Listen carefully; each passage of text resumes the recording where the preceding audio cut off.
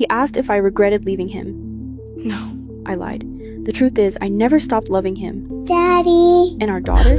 She just called him Daddy for the very first time. I bought a boyfriend in college. It was on the ice at the University of Michigan.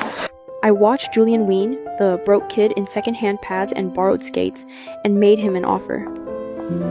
Stay with me, and I'll pay your grandfather's medical bills. For 3 years, I mistook staying for love.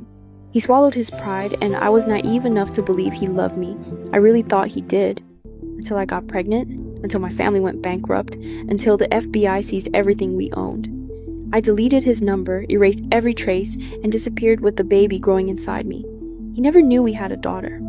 6 years later, I'm dancing at the Velvet Strip Club in Detroit to pay off my family's debts.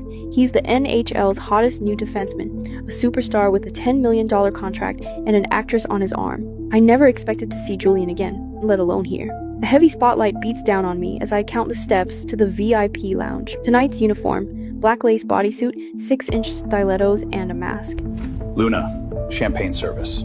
VIP room 1. Do not screw this up. Luna. That's my stage name, my shield. I push past the heavy velvet curtains. The booth is drowned in neon blue light. 3 men in expensive suits, 2 Instagram models, and Julian. My knees go weak. The silver tray in my hands trembles. He's lounging against the leather sofa. The same eyes that used to light up when he saw me. Now, they look right through me. About time. We ordered that bottle 20 minutes ago. I apologize, sir. I murmur, keeping my chin tucked. I'll open that for you right now. My hands know the routine. Twist, pop, pour. Don't think about the faded scar above his left eyebrow from that sophomore year brawl. Don't think about how he used to pull me into his lap, calling me his lucky charm. Julian, remember college? The blonde plastered to his side. Maya Hart, some Netflix actress, trails a manicured finger down his bicep. Didn't you date someone back at Michigan? I remember people saying she came from money. My thumb slips. Champagne spills over the rim of the glass. Julian's voice hasn't changed. It's still that same low, chest-vibrating rumble. Yeah, I had one. Whatever happened to her? Silence stretches out like a blade. I keep pouring, watching the bubbles rise and burst. She left. That's all I know.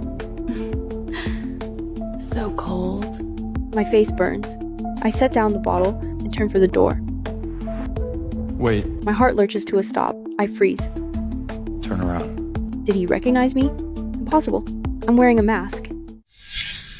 I froze, my back to the only man I'd ever loved, the father of my child. I counted my own heartbeats, each one a fist against my ribs. Is there a problem, sir?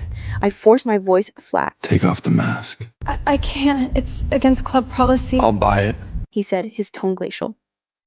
Take it off. My fingers found the silk ties at the back of my head. My body reacted before my mind could catch up. It remembered him. The lace fell away. I heard the hitch in his breath, felt his eyes burn into my back. Eve. His voice broke on my name. Julian stood. I heard the creak of expensive leather, felt the heat of him closing in. That sandalwood cologne hit me like a punch, the one I'd bought for his 21st birthday. The one I'd sprayed on my pillow for months after I left. Turn around. Slowly I turned. Up close, the boy I knew was gone. In his place stood someone harder, stronger, built from years of discipline and damage. But his eyes were the same. Still hungry, still wounded. You have got to be kidding me. Mr. Wine. Mr. Wine? 6 years, Eve. 6 years you vanish, delete your number, drop off the face of the earth, and now I'm Mr. Wine? Maya was staring. The suits were staring. I didn't care. My only concern was the door, 20 feet away, and the little girl waiting for her mom in the back. I have to go. He closed his hand around my wrist, not hard, but enough to anchor me, the way he used to when he wanted to calm me down. Not a chance. We're talking. Let go of me. Not until you tell me why. Maya touched his shoulder, Julian, her glare cutting straight through me. you're making a scene. Someone's filming. He didn't look at her. He didn't let go. Why? His voice dropped to something raw and quiet. Why did you just disappear? The real answer was burning a hole through my chest. Because my family was destroyed, you had just been drafted, and I would not be the anchor that dragged you under. Because I got bored. It was just a college fling, Julian. It ran its course. His jaw locked. Fine. Something shattered behind his eyes. You want to do this the hard way? He pulled out his wallet and threw a sack of cash onto my tray. $500. Strip now. I've never taken a private client at this club. Marco knows it. The other girls know it. Luna doesn't do extras. But Marco also knows what $500 looks like. He knows the name Julian Ween. and he knows when to look the other way. 20 minutes. Don't screw this up, Luna. He's got the owner's cell. One call and we're all out on the street. Now it was just me and Julian. He sat in the center of the velvet sofa, knees spread, elbows on his thighs, watching me like I was a puzzle he'd lost the final piece to. Strip. He said again. What? You heard me. I The paid. smile never reached his eyes. That's not. I don't do that. I just serve drinks. Julia, I'm not a. Not a stripper? Who are you trying to fool, princess? Dressed like that, in a place like this, serving champagne to men who are undressing you with their eyes? He glanced around the room, at the mirrors, the pole, the bed in the corner I always pretended wasn't there. What would your father say? Oh wait, he's in federal prison, isn't he? The blow landed exactly where he'd aimed it. I felt the blood drain from my face. You've been looking me up. Looking you up? I've been looking for you 6 years, Eve! Private investigators, dark web searches, I even hired a hack. He's dragging a hand through his hair. You just vanished. Like you never existed and this is where I find you? Hiding behind a cheap mask like you're ashamed? I am ashamed. Why this? His voice dropped. You could have gone anywhere, done anything. You were top of your class in computer science at Michigan. You could be writing code for a living. Why do you look like you haven't slept in years? I don't owe you an explanation. You want a show? Fine. You want to humiliate me? Fine. But don't you dare pretend you care, Julian. You made it pretty clear a minute ago that you don't. I care enough to hate you, that should tell you something. He reached for me and I flinched. Not because I thought he'd hurt me. Julian had never once hurt me, but because his touch could still undo me. Because I still remembered those hands sliding under my sweater, tracing up my spine the way you memorize something you're afraid of losing. Don't what? Don't remember what you taste like? Don't remember that morning you left? How you kissed me, told me you'd see me at graduation, His voice broke. how you lied? I stared at him. I didn't lie. You said you loved me. At the pain he kept so carefully buried. At the boy I had walked away from because I loved him too much to let him burn his future down for mine. I did, I thought, dropping my gaze. I still do. The door crashed open. A tiny blur shot into the room and slammed straight into Julian's legs. No, Lily.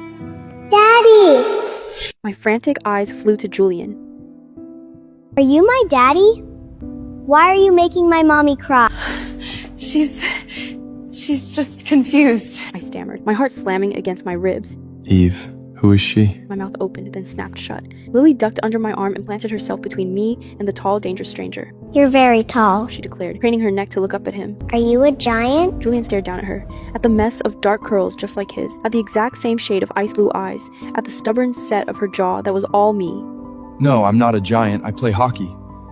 What's hockey? It's a sport. On ice. Like in Frozen? He swallowed hard. Yeah, something like that. You made my mommy cry. You should say you're sorry.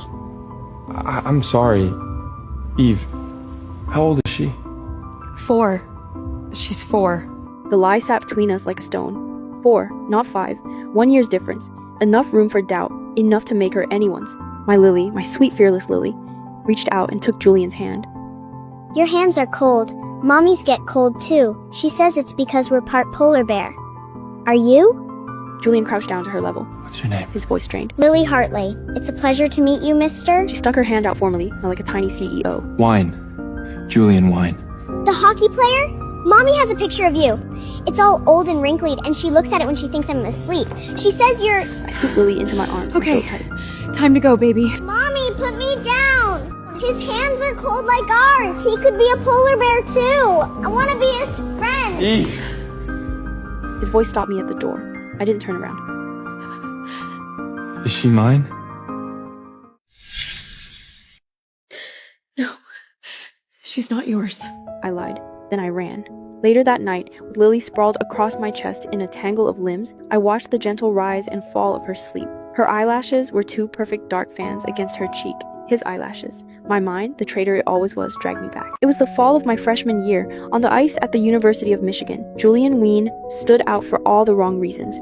He was the kid in second-hand pads, held together with hockey tape, skating on borrowed blades. His jersey had been washed so many times, the number was barely legible, but he carried himself like none of it touched him. All sharp angles and coiled tension, like something waiting to strike. I loved the cold focus in his eyes, the hard line of his jaw that refused to yield to anyone. He was also drowning. His grandfather's medical bills were burying him alive, and the hockey scholarship he should have had was handed to a legacy kid whose family had the right coach on speed dial. I wanted to help him. Julian, I really like you. And I have money enough to help with your grandfather's medical bills. Let me help you, please. He looked at me like I'd just insulted everything he'd ever worked for, but I'd never lost at anything, until the night his grandfather collapsed from a heart attack. The ICU bill was $20,000 a day. I paid it before he could argue, and Julian finally let me in. In my foolish, naive heart, I thought I'd saved him. It took me years to understand I'd just broken him differently. He never stopped working side jobs, never stopped waking at 4 in the morning for extra ice time. He barely touched my money, but the damage was done. Whispers followed him through the locker room. Teammates looked through him or hit him a little too hard in practice. And I, still floating in my comfortable bubble, would just squeeze his hand and tell him they were jealous. I never once saw the war he was fighting on his own. Then came senior year. My family collapsed. My father was indicted for fraud, and the government froze every asset we had. I couldn't cover my own tuition. I went from heiress to broke overnight, and I didn't tell Julian. I made a choice. I called him to meet me outside. I can't do this anymore, we're done. Why? You were fun for a while, Julian, but I'm moving on. Fine. That night I snapped my SIM card in half, deleted every account I had, and caught a bus to Chicago, pregnant and alone. I didn't tell Julian, because I had just found out I was pregnant, and he had just gotten his draft offer from the NHL. I ran from the debt collectors, from the city, from him, Detroit to Chicago to Milwaukee, city to city, until I came back here 3 months ago. I never thought I'd see him this soon. My phone buzzed on the nightstand at 5 in the morning. We need to talk. Don't make me come back to that club to find you.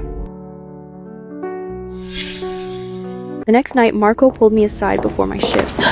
VIP room. He asked for you by name. I can't. Eve. He bought a $20,000 bottle. He's not going anywhere. Just go.